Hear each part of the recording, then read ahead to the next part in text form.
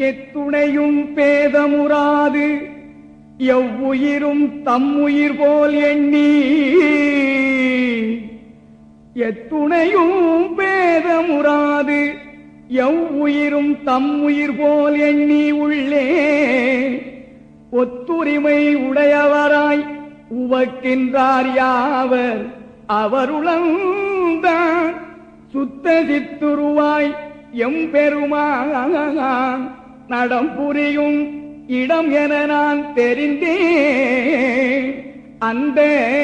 வித்தகதம் அடிக்கேவல்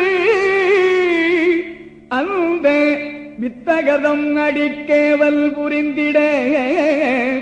என் சிந்தை மிக விளைந்ததாலோ அல்லல் வெவ்வினையால்